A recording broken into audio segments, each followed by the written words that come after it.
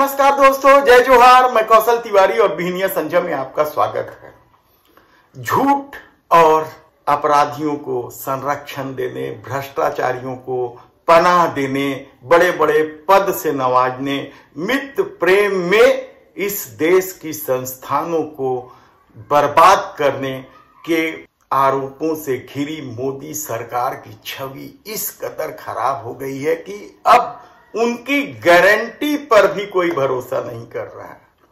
छत्तीसगढ़ में आकर उन्होंने गारंटी दी घोषणा पत्र को लेकर, लेकिन उत्तर प्रदेश में जो 2 सिलेंडर त्योहार में मुफ्त देने की गारंटी थी उसका क्या हुआ?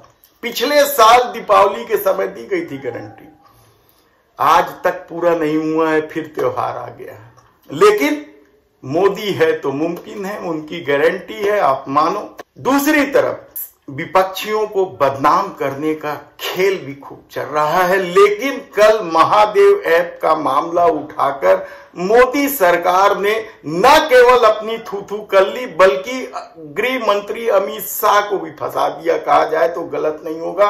और ऐसी दुर्गति आपने इससे पहले कहीं नहीं देखी। वहीं छत्तीसगढ़ के कद्दावर माने जाने वाले नेता बृजमोहन अग्रवाल का क्या हाल है? लगातार चुनाव जीत रहे थे, किसका विकास कर रहे थे, क्षेत्र का या अपना? हम विस्तार से आपको बताएंगे, एक एक मामले आप सुनते चले जाइए, सब कुछ विस्तार से हम आपको बताएंगे। क्योंकि आज वीडियो लंबा होने वाला है, इसलिए आप इसे सब्सक्राइब कर ले और समझिए कि क्या कुछ खेल मोदी सत्ता का या उस बृजमोहन अग्रवाल का होने जा रहा है। मामला कहां से शुरू किया जाए? सबसे पहले ये वीडियो सुन लीजिए। भारतीय जनता पार्टी लड़ नहीं रही है, केंद्रीय जांच एजेंसी ही लड़ाई लड़ रही है। दूसरी बात आपने कहा, मैंने कहा निर्वाचन आयोग को ये ध्यान देना चाहिए कि जो बड़ी बड़ी संदूकें आ रही है स्पेशल प्लेन से, उसकी जांच क्यों नहीं होनी चाहिए? जब साधारण आदमी की गाड़ी की जांच हो रही, साधारण आदमी के जांच के दायरे में ला रहे हैं, तो इसकी जांच क्यों नहीं होनी चाहिए? मैं आपको उदाहरण के तौर पर बताता हूँ। पिछले चुनावों में आपने देखा कि एम्बुलेंस रायपुर से कवर्धा को जाती, बड़े शहर से छोटे शहर की ओर, जबकि होता यह है कि एम्बुलेंस गांव से, कस्बे से, छोटे शहर से राजधानी को ओर आती है। और यहाँ हमने सबने देखा है कि रायपुर राजधानी से कवर्धा जाती है। इनका तो मतलब एम्बुलेंस जैसी जिसमें लोगों की जान बचाई जाती है, उसे जब सारे वाहन उसको रास्ता देते हैं, उसका तक के दुरुपयोग किए हैं। तो उस बक्से में सेंट्रल एजेंसी जब CRPF आ रही है, तो वो अपना संसाधन क्यों नहीं भेज सकते? आप तो अब जांच तो करने के लिए मांग की हमने। ये बात छत्तीसगढ़ के मुख्यमंत्री भूपेश बघेल ने कही थी। ये दावा छत्तीसगढ़ के मुख्यमंत्री भूपेश बघेल का था और इस दावे को अभी 24 घंटे भी नहीं बीते थे कि 508 करोड़ रुपए नगद बरामद हो गए। ये रुपए कहां से आए? निर्वाचन आयोग क्या कर रहा था? छत्तीसगढ़ में घूम रही ईडी और दुनिया भर की जांच एजेंसी छत्तीसगढ़ में ये इतनी बड़ी रकम पहुंचने दी? ये ही सवाल मोदी सरकार के लिए भारी पड़ता जा रहा है। और महादेव ऐप को लेकर छत्तीसगढ़ के मुख्यमंत्री ने जिस तरीके से देश के प्रधानमंत्री नरेंद्र मोदी पर पलटवार किया, वह कम चौंकाने वाला नहीं है। सच से कितना नजदीक है आप खुद समझिए। अभी ये प्रधानमंत्री जी कहें दुबई के लोगों से क्या संबंध है? मैं आपसे पूछना चाहता हूं, दुबई के लोगों से आपके क्या संबंध है? क्यों लुक आउट सर्कुलर जारी होने के बाद उसकी गिरफ्तारी नहीं हो रही? ये गिरफ्तारी करने की जिम्मेदारी भारत सरकार की है। क्यों उसकी गिरफ्तारी नहीं हुई? क्यों महादेव ऐप बंद नहीं हुआ? बंद करने की जिम्मेदारी भारत सरकार की है। मैं प्रधानमंत्री से पूछता हूं कि आपके क्या डील हुए हैं, आपके लोगों के साथ क्या डील हुआ है? और डील नहीं हुआ तो फिर बंद क्यों नहीं करते? और बंद नहीं कर रहे हैं इसका मतलब आपने डील कर लिया है। तभी वो मेल करता है। मेल की ऑथेंटिसिटी क्या है? उस मेल के विश्वसनीयता क्या है? कोई भी किसी के नाम से मेल कर देगा। और कोई मेल में कहता है कि हम 508 करोड़ के थे, उसकी जांच की हो आप? बिना जांच किया आपने आरोप लगा दिया। तत्काल अमित शाह के साथ तुम क्रोनोलॉजी समझिए, प्रधानमंत्री आते हैं, गृह मंत्री आते हैं, उसके पहले ईडी आते हैं, फिर होटल में पकड़ा जाता है। निर्वाचन आयोग क्या कर रहा है भाई, कैसे पैसा आ गया? ईडी आईटी यहाँ घूम रहे हैं, पैसा कैसे होटल तक पहुंच गया? इसका मतलब ये आपका निकम्मापन है। आपने उसे छुपाया और पकड़ लिए, और उसके बाद उन्होंने कहा कि बघेल जी को देना है। तो बघेल जी यहाँ बहुत सारे हैं, कौन से बघेल जी? लेकिन उन्होंने, ड्राइवर ने बताया कि बघेल जी को देना, वहाँ से खबर आई। फिर वहाँ से मेल आ जाता है। जब मेल आपके पास आ जाता है, इसका मतलब आपके संबंध है, आपके उसे संपर्क है, और संपर्क है तो उसको गिरफ्तार क्यों नहीं कर रहे? तो सोनी है, वो सौरभ चंद्राकर है, रवि उपल है, इसकी गिरफ्तारी क्यों नहीं हो रही है? और महादेव बंद क्यों नहीं हो रहा है? लगातार चल रहा है। इसका मतलब ये है कि आपके संबंध है प्रधानमंत्री जी, आपके पार्टी के लोगों के संबंध है, और आपके लोगों के द्वारा लेन देन हुआ है, इस कारण से उनके खिलाफ कार्रवाई नहीं हो रही है। मेरा सीधा आरोप। देश के प्रधानमंत्री नरेंद्र मोदी ने इस 508 करोड़ रुपए के बरामदगी पर भूपेश बघेल पर सीधा सीधा प्रहार किया। लेकिन हकीकत क्या है महादेव ऐप का हकीकत ये है कि छत्तीसगढ़ सरकार ने सबसे पहले इस पर कार्रवाई शुरू की थी। 250 से अधिक लोगों को उन्होंने गिरफ्तार किया था। इसके दुबई कनेक्शन की बात जब सामने आई तो छत्तीसगढ़ सरकार ने केंद्र सरकार को पत्र लिखकर दुबई में बैठे आरोपियों के संबंध में जानकारी दी थी, क्योंकि कानूनन उनके हाथ बंधे हुए हैं। बहुत सारे मामले जब दूसरे देशों के साथ जुड़ जाते हैं तो वह कार्रवाई केंद्र सरकार को करना है। लेकिन केंद्र सरकार ने कार्रवाई करने की बात तो दूर, महादेव ऐप पर प्रतिबंध भी नहीं लगाया, जबकि कायदे से इस जुआ के खेल को प्रतिबंध लगा देना चाहिए था, क्योंकि यह काम केंद्र सरकार का है।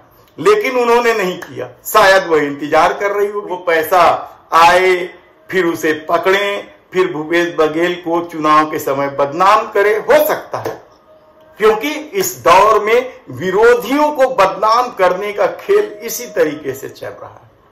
तब सवाल यह है कि एक केंद्रीय मंत्री अचानक निकलकर सामने आ जाती हैं और भूपेश बघेल से सवाल करने लगती, लेकिन उनके पास इन बातों का कोई जवाब नहीं है कि महादेव ऐप पर प्रतिबंध क्यों नहीं लगाया गया, दुबई में बैठे सट्टेबाजों के खिलाफ क्या कार्रवाई की गई।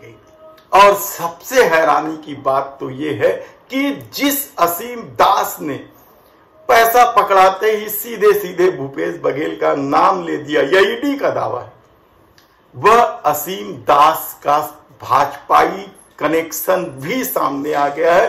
कल तो पत्रकार वार्ता लेकर कांग्रेस के प्रवक्ता सुशील आनंद शुक्ला ने फोटो भी दिखाई, तस्वीरें जारी की कि किस तरीके से असीम दास का भाजपा के नेताओं से संबंध है। भिलाई के एक चर्चित नेता प्रेम प्रकाश पांडे के करीबियों से उनके संबंध है। लेकिन शर्म नहीं आती सत्ता को, बेशरम हो चुकी है। आप कुछ भी कह ले, लेकिन इस पूरे मामले में क्या केंद्र के गृह मंत्रालय का खेल है? मोदी सरकार ने तो बड़े जोर शोर से कहा कि मुख्यमंत्री दुर्ग के सट्टा खिलाने वालों का कनेक्शन दुर्ग से, गृह मंत्री दुर्ग से, कई कुछ कह दिया। लेकिन उस गृह मंत्री ने क्या किया प्रदेश सरकार के पत्र के बाद? ईडी सीबीआई ने क्या किया? मनी लॉन्ड्रिंग का इतना बड़ा खेल हो रहा है, कनेक्शन मोदी सरकार का क्या है? यह तो हिडनबर्ग की रिपोर्ट के सामने आते ही पता चल गया था कि किस तरीके से मोदी सरकार का दुबई कनेक्शन, यानी अडानी का दुबई कनेक्शन है। किस तरीके से सेल कंपनियों के माध्यम से दुबई से होते हुए पैसों का खेल हो रहा था, लेन देन हो रहा था। सेल कंपनियां अपना तिकड़म बिठा रही थी, लेकिन सरकार अभी भी कुछ नहीं कर रही है। क्या महादेव ऐप भी उन्हीं बड़े बड़े उद्योगपतियों के साथ मिलकर कोई खेल खेल रही थी और उसका भी भारतीय जनता पार्टी से कनेक्शन है? कई सारे सवाल हैं। डॉक्टर रमन सिंह भी घेरे में है, तो महासमुंद जिले से चुनाव लड़ रहे लोग भी घेरे में। कितने सारे मामले सामने हैं, लेकिन भूपेश बघेल को बदनाम करना है क्या? भूपेश बघेल जी तो यही कह रहे हैं और पूरी कांग्रेस ही नहीं, विपक्ष भी यही कह रही कि चुनाव के समय क्या कुछ खेल होता। दूसरी तरफ छत्तीसगढ़ में अब तक अपराजय माने जाने वाले बृजमोहन अग्रवाल का क्या हाल है? वे भी कल अचानक कूद गए और ऐसा नहीं है कि भूपेश बघेल के मामले में वे पहली बार कूदे। इससे पहले तो उन्होंने दोगला और ना जाने क्या क्या कुछ कहा था। अरे भूपेश बघेल दोनों कुमार ठेका बोले रहे मैं इसका ही बात के निर्णय ले हूं। तोड़ जैसे दोगला तो मैं आज तक नहीं देखे हो, तोड़ जैसे दोगला तो मैं आज तक नहीं देखे हो। उनकी भाषा शैली आप सुनेंगे तो हैरान हो जाएंगे कि कोई एक पूर्व मंत्री वर्तमान मुख्यमंत्री के लिए इस तरह की भाषा का इस्तेमाल कर। तो क्या इस भाषा के इस्तेमाल करने की बड़ी वजह मुख्यमंत्री भूपेश बघेल का पिछड़ा वर्ग होना है या फिर छत्तीसगढ़िया होना है? ये बेहद ही महत्वपूर्ण सवाल है और यही सवाल दक्षिण में गूंज रहे हैं। हमने आपको बताया कि हम विस्तार से बताएंगे कि अब तक राजनीति को अपने अनुकूल साध कर चुनाव जीतने वाले बृजमोहन अग्रवाल इस बार क्यों फंस गए हैं, इस बार उनका बुरा हाल क्यों हो रहा है। आप चेहरे से देख सकते हैं कि किस तरीके से बुरा हाल हो रहा है बृजमोहन अग्रवाल का। तो क्या छत्तीसगढ़िया बात के प्रति बैर की वजह से यह सब हो रहा है? और अब तो एक नारा जो गूंज रहा है दक्षिण में, वह भी कम हैरान कर देने वाला नहीं है।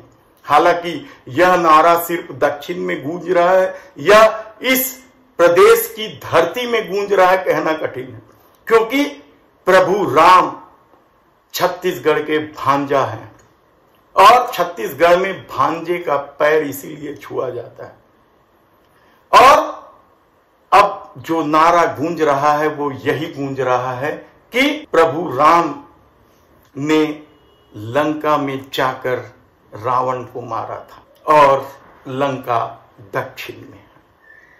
खैर, ये तो बात दक्षिण विधानसभा का है। हम विस्तार से बताएंगे कि किस तरीके से विकास हुआ है दक्षिण में, खुद का या क्षेत्र का। वहीं आसपास के क्षेत्रों को देख लीजिएगा कि जब दूसरे मंत्री थे तो किस तरह के विवाद हुए।